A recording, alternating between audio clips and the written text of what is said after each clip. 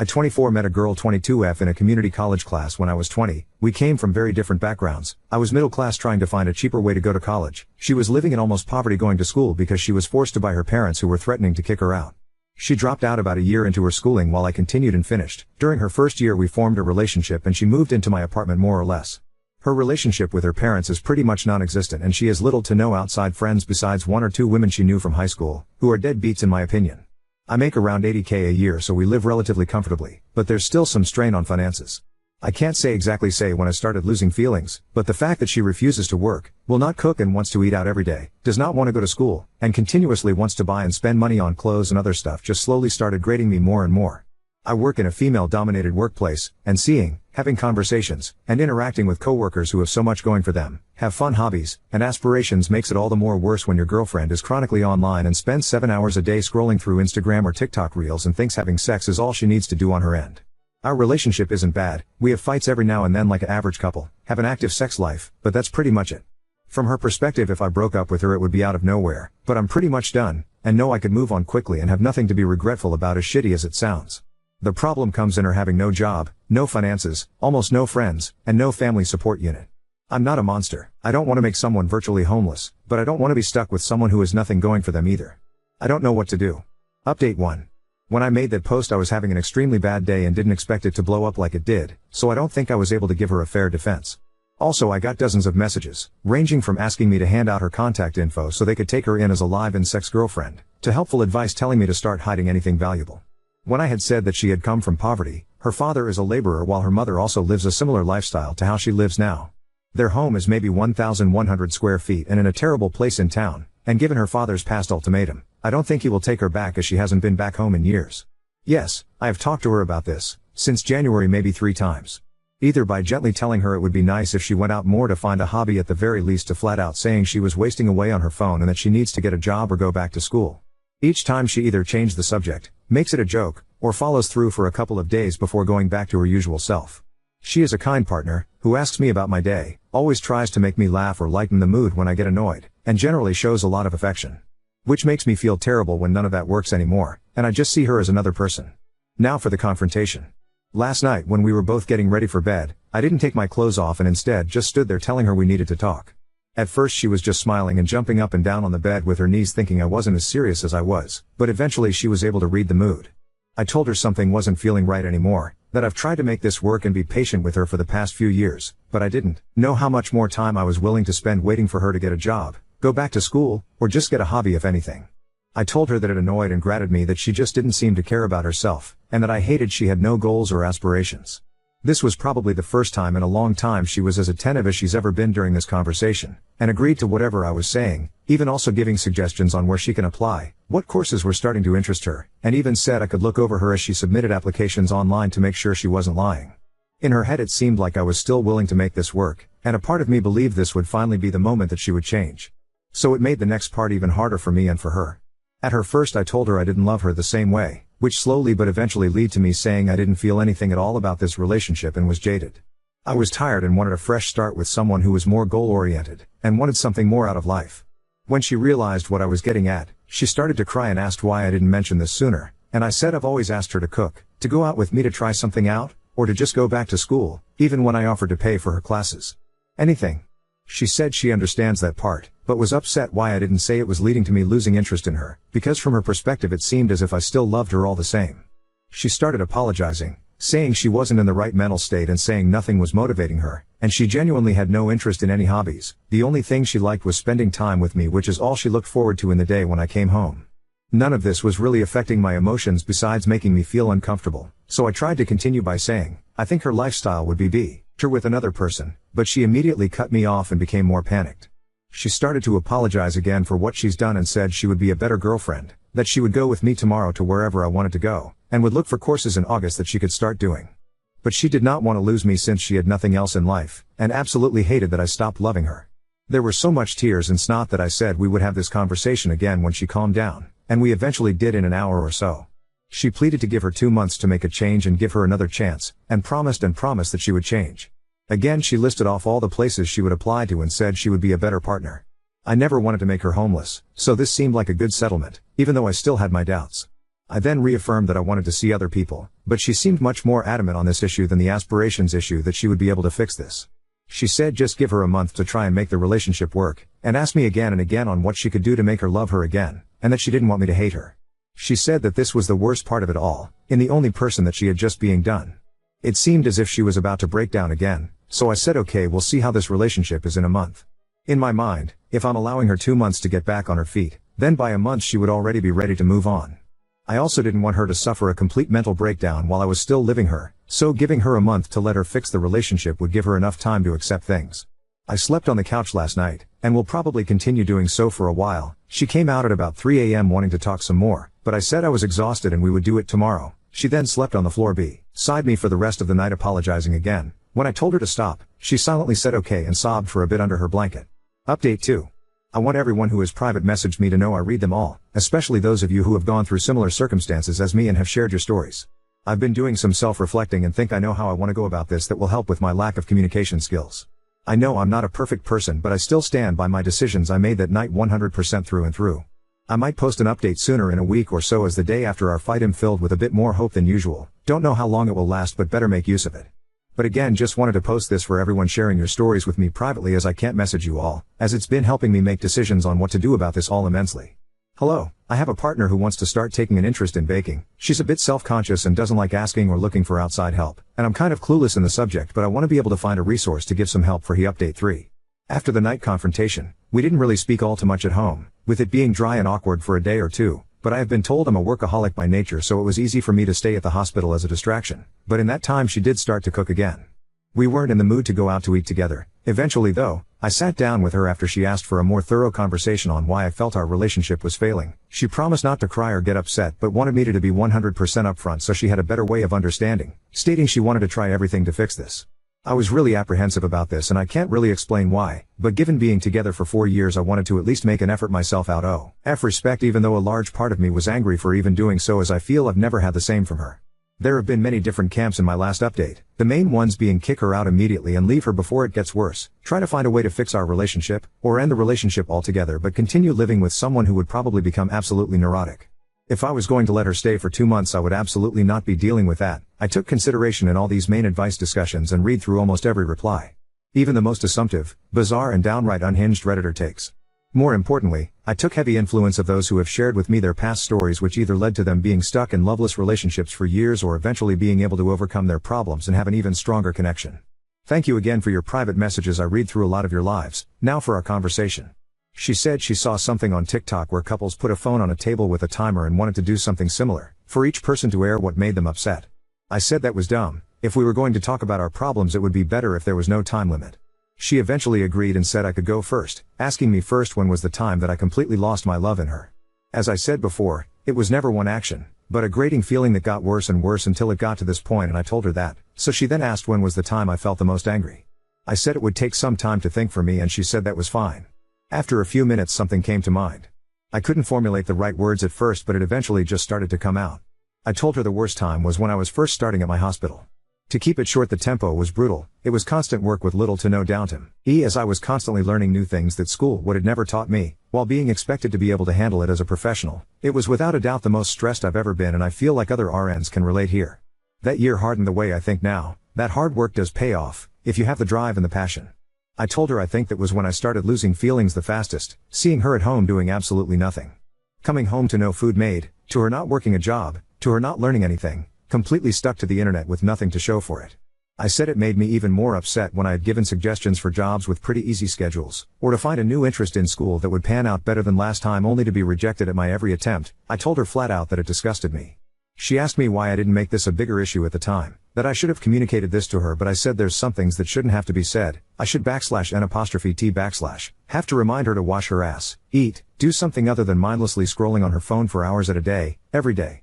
I also told her that after coming home from the hospital during more stressful days, the last thing I wanted was to spend my time begging my girlfriend to do something productive, so I held my tongue and settled, as she was still nice and caring. I had no other reasons to end it, and so the resentment grew worse from then on. It was around here that I became more mean to my regret now, but I will still input it as I have everything else. I told her that when she dropped nursing, I was upset since I felt that she was more than capable of doing what I had done.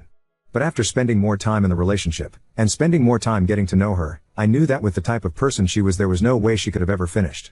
Which is why I suggested easier and more laid-back jobs, less demanding majors for school, shit even if she just cooked or found an interesting hobby at that point I would have appreciated it. Still, she chose to do nothing for years. It's just the type of person she was and why I felt done for her romantically over time. She asked me if I hated her, and I said I didn't know. I told her she was very loving and kind, but I hated how she handled her life to this point.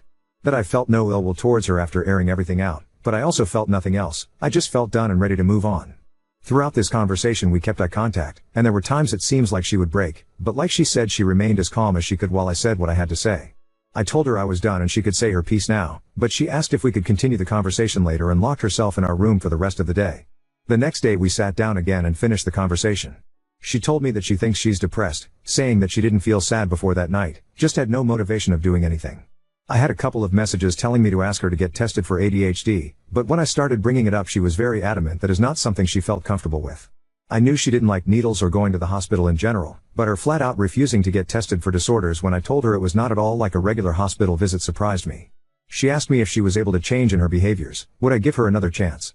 I said I didn't know, as I felt nothing right now and didn't know if her doing it would bring any feeling back. Especially since it took my breaking point to do so.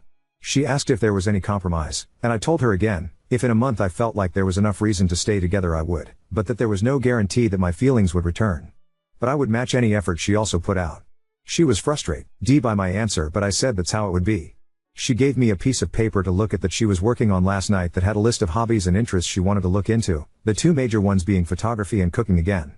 She told me that she was looking into these while also showing me her phone, giving proof that she was putting in applications on Indeed and Glassdoor for some entry-level positions that she might get hired in. I told her if she was able to show enough passion or interest in these hobbies that she showed, I would not care about her working, just anything to improve herself. But if she didn't do anything at all, then it would be best to look for a new job to help her if she moves out. I've also been asked in private messages if I have any personal friends to talk to. There's 2 female coworkers I confide some information in given how many hours we work together at our hospital, and who I completely trust as in my opinion they are extremely grounded. They both said I would eventually get love bombed and this would all go back to how it once was, and that I needed to stand firm with moving on. They've very helpful friends who have even offered to let me stay over for a few nights, giving the reason that I would fall for her manipulation if I continued being anywhere near her, in their own words. But it didn't feel right since I'm still technically in a relationship, but I said I would consider it if the situation worsened. But again I find them grounded, so I always try to take their advice to heart. Despite numerous messages from you all privately or openly telling me that this will be a mistake, I want to make the attempt to give this one last try. Though I feel heavily closed and guarded and still feel indifferent with our current situation. But a lot of you have told me this can eventually change with enough work from both parties. I have also taken the advice of those saying to cut off sex, which was my intention from the start anyway, by continuing to sleep in the living room. But each day she has been sleeping on the floor right below me, even when I tell her I'd rather be alone with my thoughts, telling me this is something she would not accept. Now on to second story. Was shocked when my normally non-traditional Muslim boyfriend demanded I wear a headscarf for engagement, contradicting his original stance. My boyfriend, 28 male, is a Muslim. He usually is not very traditional. We don't live in a Muslim country. The other day he told me that as soon as we get engaged, I will need to wear a headscarf to cover my hair. I am very proud of my long wavy hair and a headscarf is absolutely out of the question, and he knows that. When we first met, he even told me that he doesn't like that tradition and that his girlfriend will never have to wear one. Now yesterday we had a real fight about it. His parents want us to get engaged, and engagement means the future bride has to cover her hair. It got a heated argument and I ended it with, I will wear the damn thing, as soon as you grow your foreskin back. He left without saying a word and went to his parents' place. Silence since then. Edit. 1. I will not wear a headscarf. If that means that the engagement isn't going to happen, then it will not happen. 2. I got downvoted for stating that I love him. Please keep in mind that the fight is less than 24 hours ago and I miss him. We had a very good relationship for 1,5 years and never fought before. We were planning on moving in together after getting engaged. 3. I will not convert to his religion. He knows that and his mother seemed fine with it. His father never said anything about it. I am Christian and will stay Christian.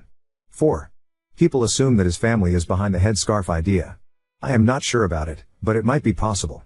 If they are, they were good at hiding it, since they never said anything. 5. His family immigrated 3 generations ago into the mostly Christian country we live at.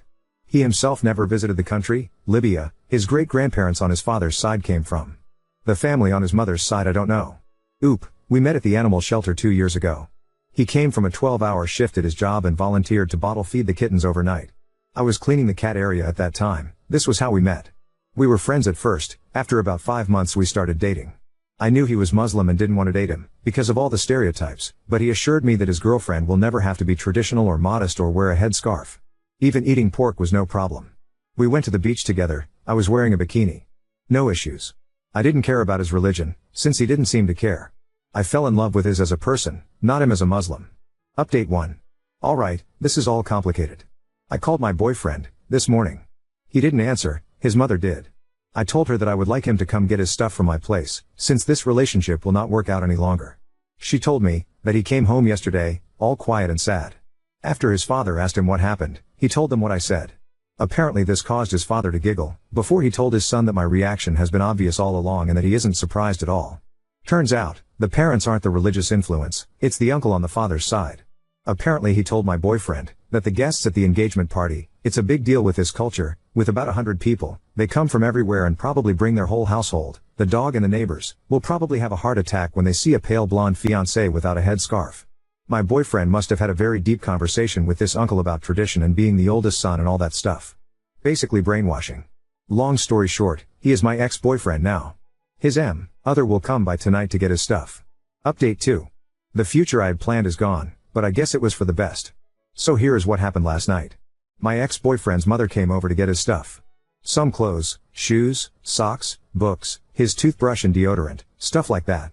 She brought dinner. It was chicken with bulgur and this woman is a fantastic cook, and we sat down to talk. She told me some things I didn't know before. It's not the first time my ex messed up big time with a girl he wanted to marry. When he was 22, he was in a serious relationship with a very Western, very independent redhead. Pale skin like me, not a Muslim drop of blood in her. They got along great. But when it came to the question of engagement, the uncle took the boy aside and told him that this wasn't working if the girl wouldn't change her looks and her behavior. The relationship ended and my ex-boyfriend's father got loud. He told his son that he needs to decide what he wanted. If he wanted to live a Western lifestyle, it would be fine, but if he wanted to have a traditional wife, he needs to find someone that is raised that way. Fast forward 4,5 years and he started dating me. His father warned him not to mess it up again and that was the last time he said anything about it. His mother hoped he would be smarter this time. The uncle is a very traditional man. His daughters both wear headscarves since puberty, so does his wife. He prays, he follows the rules and since he has no son of his own, he kind of decided that my ex-boyfriend, the oldest son in his family, is like a son to him. About my almost mother-in-law, she wears a scarf herself. I asked her why she does and she was a little embarrassed. She told me that she wasn't always wearing one when she was younger. But she started to get gray hair after her second son was born in her late 20s and at some point she decided that a scarf is cheaper than the salon. So she covered her head on and off. She got used to it at some point and then didn't go back. Strange, I know. But I haven't been in her situation and it's not my right to judge her. After dinner we packed my ex's stuff in 2 big shopping bags and my ex-boyfriend's father came to help his wife carry the bags. He told me that he is sorry about his son's behavior. So, that's it. I am single now. Do I hope he comes to his senses and reaches out to me sometimes in the future? A little. Do I believe that will happen? No. At the moment we are no contact and I think I will leave it at that for now. I don't know what I will do if he comes back. This is all so new and my head spins from forget him to but I miss him too but he lied to why can't he just be normal again to call him, and so on. I tried to contact him yesterday, that was when his mother picked up the phone. He didn't want to talk to me and I respect that. At the moment I don't really know if I would want to talk to him. I wouldn't know what to talk about, I am heartbroken and feel betrayed and telling him that wouldn't make anything better and just result in a fight. Looking back I am glad his mother came to pick up his stuff. As much as I miss the good times with him, I think seeing him would have made this whole situation a lot harder for me. He wants the double whammy of a very diluted pick and choose Islam, her contributing half the money on top of the house and kids being her responsibility, but also wearing a headscarf and being subservient to him despite contributing way more than 50%. Also the traditional Muslim woman will have her entire family and community behind her if he does not act right, while the non-Muslim woman will have no Muslim family on her side that knows what's fair and isn't fair, which makes it more difficult to get him to act right towards her as a Muslim, as they would not really know what to expect or how to support her in that regard. Everything will be put away as that's Western values, they don't understand. I'm telling you it's like this.